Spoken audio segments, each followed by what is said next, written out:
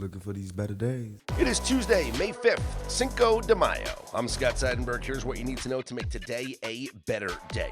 The Knicks continue their historic playoff run with a rout of the Sixers last night. The Minnesota Timberwolves upset the Spurs in Game 1 of their series.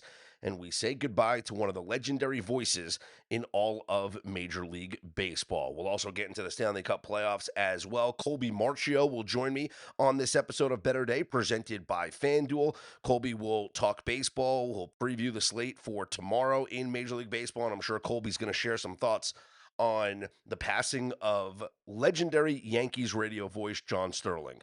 John Sterling was the voice of the New York Yankees for 36 years, called over 5,000 consecutive games without taking a day off, and passed away yesterday at the age of 87. The tributes were pouring all throughout social media. I got emotional, yesterday, as all of Yankee Nation did. As someone who grew up, obviously, in New York, you guys know that. I was a diehard Yankee fan.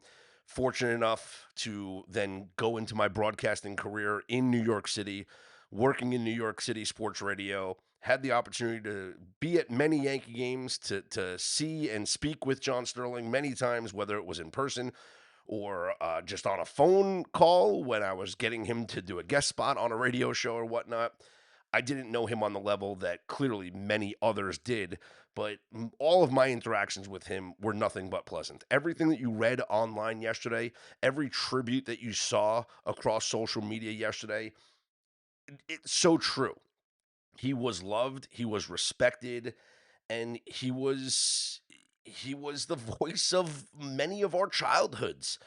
I'm 41 years old, and I grew up listening to John Sterling on the radio, and it was something that, his voice serenaded me to sleep many nights, and I'm sure many of you that are listening that are of a similar age and grew up in the New York metropolitan area feel the same way. And baseball is a sport where you are very attached to the broadcasters, especially ones that have been there for a long time. Now, obviously, there's, Vin Scully with the Brooklyn Dodgers and then the LA Dodgers, Bob Uecker with the Milwaukee Brewers, and other, Harry Kalas with the Chicago Cubs, Hawk Harrelson, of course, with the White Sox, all legendary broadcasters all across Major League Baseball. And for those who, grew up with those teams, when those guys say goodbye, it's hard to say goodbye to them. And I thought, it was amazing, all the tributes that you saw yesterday.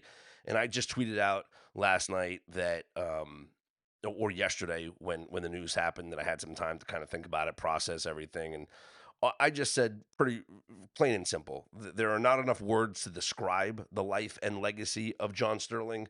The memories of his voice will live on in my head forever. And I thought that this was a very touching tribute by Michael Kay, the TV voice of the New York Yankees, who was John Sterling's radio partner for a decade or so before the Yes Network was created and Michael moved to TV. Last night, of course, the captain of the Yankees hits a home run, and here was Michael Kay's call on the Yes Network. And the pitch. High drive, right center field, going back to Veras. It is high, it is far, it is gone. Aaron Judge, a Judgian blast. Here comes the Judge. Just very well done. Just great job by Michael Kay, paying homage to John Sterling with his famous, iconic "It is high, it is far, it is gone" home run call, and then, of course, the playful nicknames that he would have for every single player. For Aaron Judge, a Judgian blast, all rise, here comes the Judge. You can talk about your favorites over his career with the New York Yankees: an A-bomb from A-Rod, El Capitan for Derek Jeter, a Jeterian swing. All the nicknames, of course, going back to Burn, Baby Burn for Bernie Williams. He will be missed, John Sterling. Yankee games just haven't had the same feel since he had to step away for medical issues. And, obviously our thoughts and our prayers are with the entire Yankee organization and John Sterling's family, his friends, and everybody that was touched by him. He will surely be missed, but never, ever forgotten. Again, Colby Marchio, I'm sure we'll have more on this when he joins us later on in this pod to talk some Major League Baseball. But let's get into the NBA playoffs, where the New York Knicks yesterday continued their historic playoff run. The Knicks beat the 76ers 137-98 last night, taking game one of the Eastern Conference semis. And in that win, the Knicks became the first team in NBA history to have 3 straight playoff wins by at least 25 points. They led by 40 points last night. The last 3 games, actually going back the last 4 games, the Knicks have won 4 straight by a total of 135 points. The last 3 games, the margin of victory of 119 points, the largest point per game differential in a 3-game span in NBA playoff history. That is how great this playoff performance has been from the New York Knicks. The stats obviously speak for themselves. The number 1 net rating team here in the entire playoffs. The offensive rating has been incredible. The defensive rating has been incredible. And I don't think anybody can deny that the Knicks are clearly the team to beat right now in the Eastern Conference. Right now, up on FanDuel, Knicks plus 115 to win the Eastern Conference. And then you have the Pistons and Cavs, who obviously haven't started their series yet. Pistons plus 260, Cavs plus 330, and then the Sixers, trailing 1-0, are 10-1. Odds to win the NBA Finals, the Knicks, the first team to represent the Eastern Conference, third behind the Thunder and the Spurs at plus 900. It's interesting, the Spurs still ahead, even though they trail 1-0 in their series. We'll get to them here in just a minute. But looking ahead to game number 2 coming up tomorrow night, the zigzag is in full effect. The Knicks were 7.5-point favorites on the close. The total was at 212.5. It got bet up to 213.5. Knicks obviously covered. The game goes over the total. The zigzag is now baked in here for game number 2. Knicks 6.5-point favorites up on FanDuel over the 76ers. Total has ticked up to 215.5. And while the zigzag has been such a strong play in these playoffs and historically in the playoffs, I can't bet against the Knicks right now. They are just playing on another level. I mean, Jalen Brunson had, 27 points in the first half? This team is clicking right now.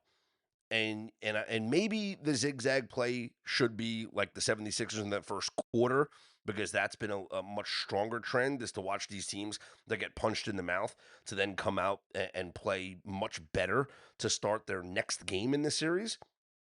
But to pick the Sixers plus 6.5, losing a point of value just because of the zigzag, I can see if the Knicks were 7.5-point favorites, they blow them out. Now they become 8-point favorites, and you want to jump in on the 76ers at 8.5. But no, jumping in at 6.5, I'm certainly not going to do that. I did want to look this up. If you are coming off of a loss in the playoffs where you got blown out by 25 points, right? So if you got blown out by 25 points in the playoffs, how do you do in your next game? Well, since the start of the 2021 playoffs, you are 19-29 straight up in the following game, 21-27 against the spread. Now, in the first quarter of the next game, those teams are 21-27 straight up, but 24-22-1 against the spread. So there might be something here to betting on the Sixers in the first quarter with the zigzag. But for the full game, we're seeing just historically, if these teams, they don't bounce back and all of a sudden cover, they're getting beat again. They're losing again. They're not covering again. And I'm not betting against the Knicks the way that they are playing basketball right now. I mentioned the San Antonio Spurs, who are trailing 1-0 against the Minnesota Timberwolves. Minnesota winning 104-102 in a very entertaining back and forth game. San Antonio gave a little bit of a run there at the end where they forced a turnover, got a big basket, and they were able to stop Minnesota defensively, get a rebound with under 10 seconds remaining, Mitch Johnson electing not to call a timeout and just have the team run the normal offense. And the Spurs, to their credit, people are going to say, well, how do you not call timeout there, right? Well, the Spurs had an incredible look to win the game. Julian Champagny wide open for the game-winning three-pointer, and it just fell short. And it's not like you're not going to blame them on not getting Wembanyama a shot or whatnot. They had an incredible open look. And oh, by the way, Victor Wembanyama last night was 0 of 8 from three-point range. So Champagny misses the open look for the win. You will take that shot every single time. He was wide open. It was a great look from a guy who was a very, very good three-point shooter. He was 3 of 7 last night from beyond the arc. Speaking of Victor Wembanyama, he finished with just 11 points. He did have a triple-double, 11 points, 15 rebounds, and 12 blocks. 12 blocks for the unanimous Defensive Player of the Year. Anthony Edwards did play in this game for the Minnesota Timberwolves, 25 minutes off the bench. He scored 18 points on 8 of 13 shooting, 2 of 3 from three-point range. He did not get to the free throw line. He looked a little rusty at times, looked a little fatigued at times late in the game.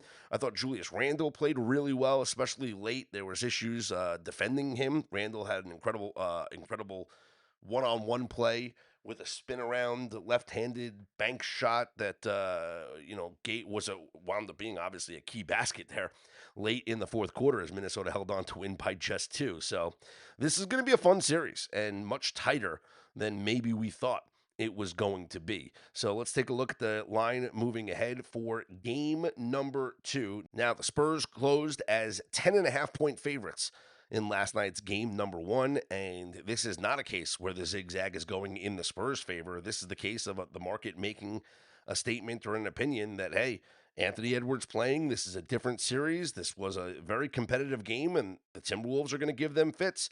San Antonio tomorrow night, 8.5-point favorites over Minnesota in game number 2. Tonight we have 2 more game number 1s. The Cavaliers at the Pistons up on FanDuel right now. Detroit 3.5-point favorites with a total of 215.5. The Lakers are at the Thunder, where OKC is a 15.5-point favorite, total of 213.5. Now, we've seen a little bit of movement on that spread with the Lakers going down from 16.5 now to 15.5. It's still an absurd line in the NBA playoffs. In the history of the database, and this goes back 2007 season, so the 2008 playoffs, here's the 11 games in the database that have a 15-point spread or more. And by the way, the Oklahoma City Thunder were a part of 2 of them here in these playoffs against the Phoenix Suns. 10-1 straight up. The one straight-up loss was the Cavaliers against the Celtics in 2017. But these teams, these 15-point favorites, only 6-5 against the spread. And in these playoffs, the same Oklahoma City Thunder are 1-1. They covered 1 game against the Suns. They did not cover the other game against the Suns. They were 16.5-point favorites and 17.5-point favorites.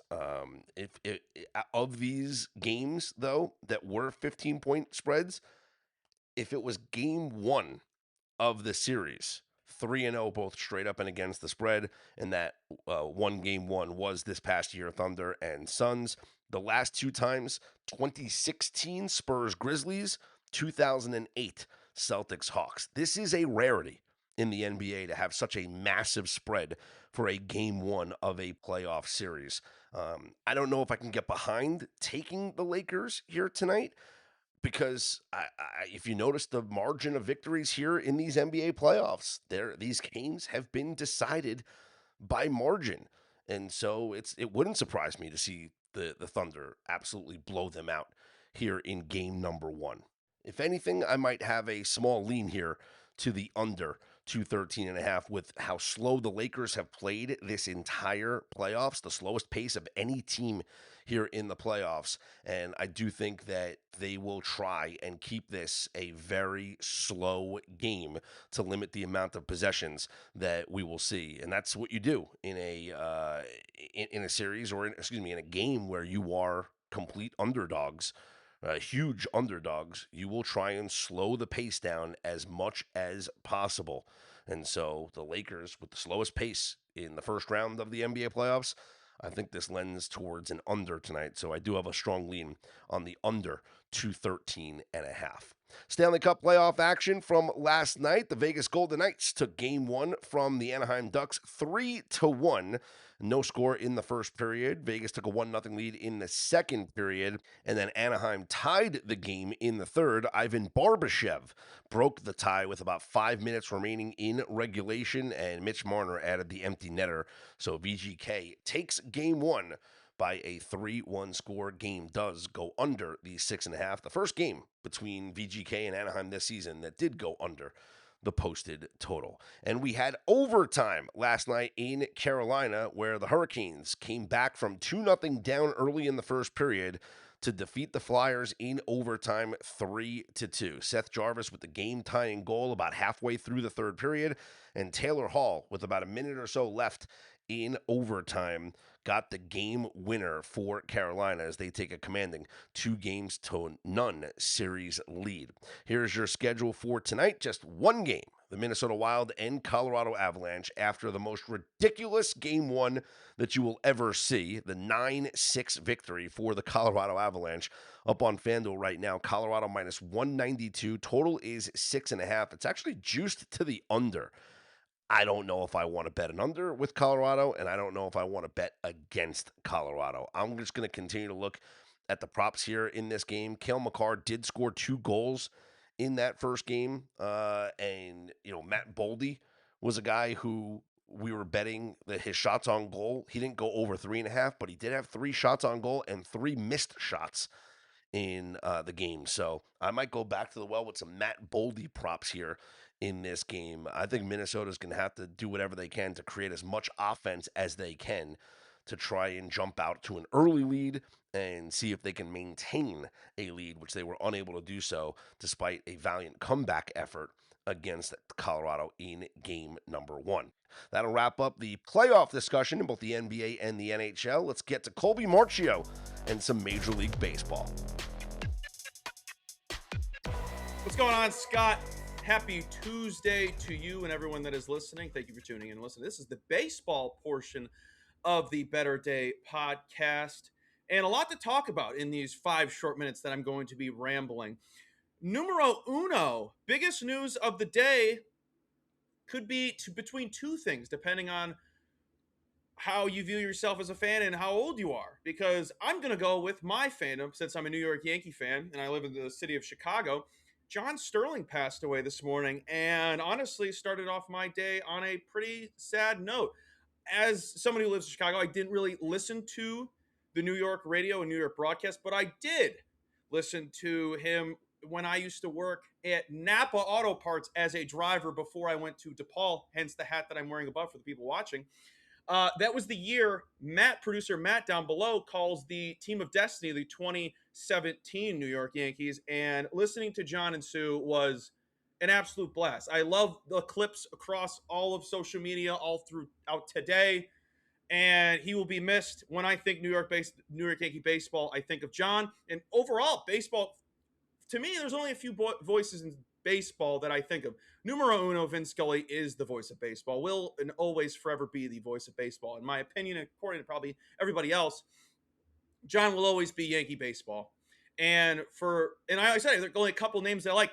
My favorite broadcast of all time is the old Sunday Night Baseball, John Miller and Joe Morgan. That is baseball to me. That when I hear those two talk, I get so much nostalgia, and there will always be nostalgia with John Sterling, and he will be missed dearly. But the news everyone is aching for me to talk about is Tarik Skubal is essentially out for the season. He is undergoing elbow surgery and will be out between 2 and 3 months, according to Jeff Passan. That is a massive blow to the Cy Young market through all the bettors out there.